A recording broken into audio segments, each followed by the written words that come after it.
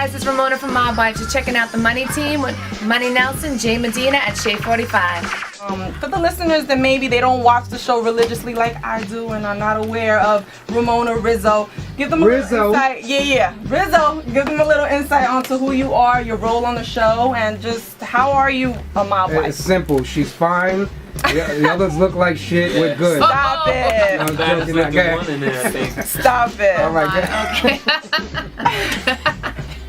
Anyway, no comment. Basically what it is, it's, you know, mafia-based show, and I was on the show just basically speaking about one family member. I choose to discuss it this time, which is my grandfather, and the movie Donnie Brasco was based on that. My grandfather was Lefty Guns Ruggiero, played by Al Pacino. You made it clear that they didn't do a good depiction of your grandfather. No, not at all. In the movie, they had my grandfather like basically be sent for and murdered. That never happened. My grandfather died in Sloan Kettering Hospital of cancer, you know, on Thanksgiving.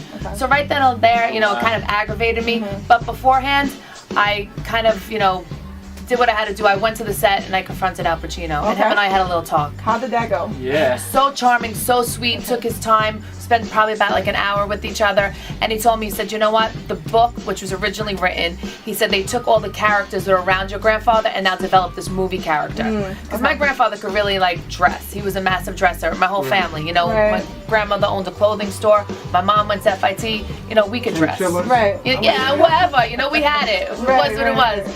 So when it was said and done, that aggravated me. So, you know what? I talked to him. Movies are movies. They need to make those dollars. They need to make blockbusters. Maybe if they went by the real story, it would be boring. Same thing with our TV show. You know, maybe people acted how they usually would act. Maybe, you know, they want to be extra for that screen. We don't know too much about Ramona Rizzo and her family. You know what I'm saying? We hear about your grandfather. We don't really know what's going on with your pops, your moms.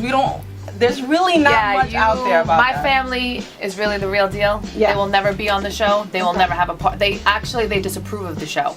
My mom and your father. Yeah, my mom will be my mom forever. I love her to death. She's stood by me even when we weren't speaking. But she has no love for the show. She will sometimes, like, you know, she'll catch a glimpse of it because she wants to know what's going on in case somebody confronts her. Right. But she doesn't approve of it. You know, from where they're from, you never speak on it. But I also have the other side of it, that I'm not speaking on anything. I'm only saying how my life was. You know, I don't know what my grandfather did or didn't do. Right. I'm in a certain situation now with my boyfriend. You know, he's incarcerated. He's in a really bit of a hot mess. I will never speak on that either because that's not my place. I didn't see anything, and that's how, if you really are involved with something, that's how it should be. Right. So, and when all said and done, and you know, the way that I am right now, and I'm very blessed, 13 years ago, I became a mom for the first time. So I have 4 children, so that's my one and only top priority. What's going on with you and the ladies right now on the show? I mean, the ladies basically see what, you know, kind of like, you see what you get on this television show. You see who talks to each other and you see who doesn't. You know, we had a certain, I guess, an altercation, if you want to call it that, the opening of the show. Right. And things have basically stood the same. Okay. You know, certain people won't come in a room. If you don't know who she's talking about, we're talking about Drita. Bang.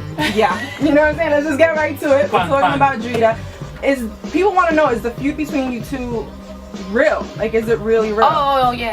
It's real. It's so real. It's like, if it wasn't real, I wouldn't be a part of it. I'm not into being a fraud. I'm not into being a fake. I don't wear anything fake, so why would I do fake? The thing is with Drita, and there's nothing to do with, you know, VH1 and discredit towards them. Drita is, you know, creating Drita. Drita, sometimes her mind goes on another trip. And I would have allowed that if she didn't set up on certain people's toes, like my cousin. You could do you, baby, and go create you, and nobody will maybe call you out on it. But watch who you're gonna, you know, try to take down with you. So to sit there and say that, you know what you say, I was a privileged, spoiled, rich girl, and what happened? I don't care. I have no problem with that. What do you want? You want my leftover clothes? You want my food from my mouth? What do you need? And I'll give it to you. What do you think about Drita being in music videos now? I don't know if you heard, but she was recently in a French Montana video. Like, for what? She ain't got no ass? Well, she's doing videos. That's the hustle. She does a lot of things. I think she's gonna rap. Really? What? Is this? Cut it out. No way. Are you joking, or is this like something you heard?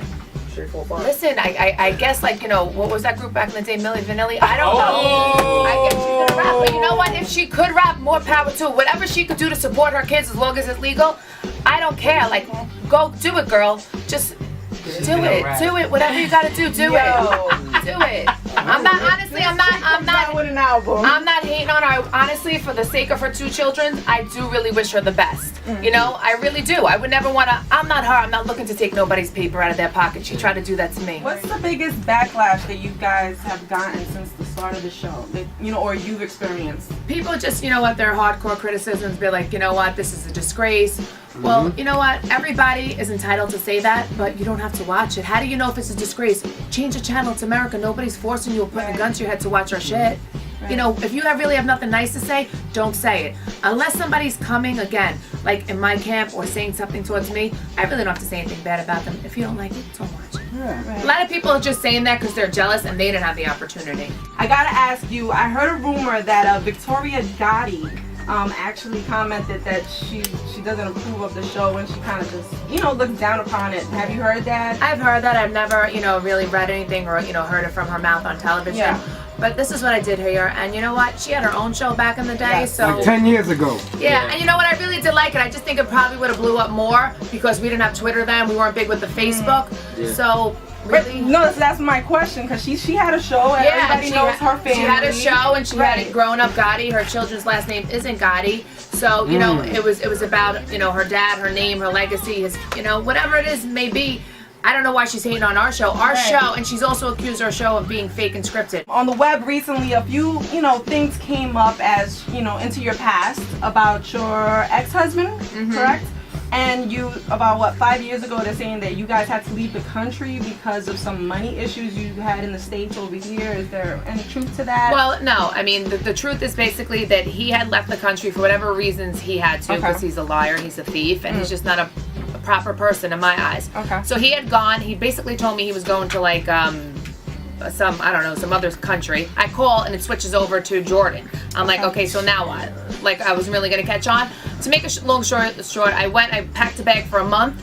I got stuck there 2.5 years. I basically went there to just make everything calm, cool, show the kids the country. This is where your dad's gonna be. I have nothing but love but the Middle East. They were very good to me. Except the fact that I couldn't come home, but that was on him. Wait, why was it that you weren't able to come home? Well, when you have when you have a child, both parents need to sign off on the passport. He set it up where that one of my child's passport was only good for a year. Wow. So he basically didn't want to do it. And then also when I found out, even if he was to do it, if that wasn't the issue, in that country you could put a child hold and you could put a spouse hold. So he could have held me there either which way. So he kept on making excuses to the people around and people, oh, I'm going to do it, I'm going to do it. But things got really ugly out there, really ugly. So how was it that you were able to turn it around and come back? I basically had to, you know, fight dirty, and I had to like kind of call him out. I went to like the king's cousin, I just started embarrassing him and just started like, I said, listen, I'm either going to be decapitated one way or another, so I might as well shoot for it. Was your ex-husband, in fact, married for 10 years when you met him and you took him away from his wife? First of all, I don't believe anybody could take anybody. You know what? I didn't make, you know what? If somebody's married, you know what? You need to go talk to that person, not to me, because they made the commitment to you. I didn't make a commitment to you. So that ain't my problem. So yes, he was married before, but he did come to paperwork with me and show me he was divorced. You know, later on, was he a shady MF? Yeah, he was a shady mofo, 100%. But, you know, it is what it is. And I didn't take nobody from nobody. Okay, so the other issue was people were stating that you left with him because of the issues you were having out here in the States for money. That's not true. No. I left with a month, you know, clothes, one bag. If I knew I was going to leave, I never would have left my Chanel bags. I never would have left my jewelry. Half of my shit got taken. The IRS came in and took my stuff that I had to go pay back from that country. So if I knew that I was going and I was going to live over there, would I leave my stuff? And this is stuff that's documented. The IRS have this all on record. I thought I was coming home. You know, I had the officials call me and tell me there's a warrant out for you. This all stuff I didn't know that he put me into shit. How'd you meet this deadbeat? We worked together in a job that was with people of my background affiliation. So he was kind of in with the mob, even though he was Arab. How was that? Because how did the my family was so against it. They were. Yeah, like I basically stated on the show, my father was like, yo, you need to marry FBI. I'm like, FBI? We hate FBI. He's like full-blooded Italian. Well, there's a couple of things I want to mention about. Also, if you all don't know, I'm co-manager with an R&B group based out of Atlanta. It's called Final Draft. Dope. These kids are no joke. Also, when I lived in Atlanta, I did manage a group, so this is why I have a love for hip-hop, and you know what, these kids are gonna do it. These Okay. kids, like, you could check them out on YouTube. They did have a track about 1.5 years ago with Young Jock. Nice. And they're, honestly, I have everybody right now like really looking for them. They're that So we can look forward for new music, right? You got a group. Your show when airs every Sunday? every Sunday, 8 o'clock, VH1. I have You a should write tanning a miss book. come. You know what? A You book. should write a book. Listen, a book, honestly, like everything I say doesn't need to be phony. Before I was going to do the show, I was offered to do a book. Okay. But I couldn't speak on certain things with my ex-husband because there was a great chance I was going to jail.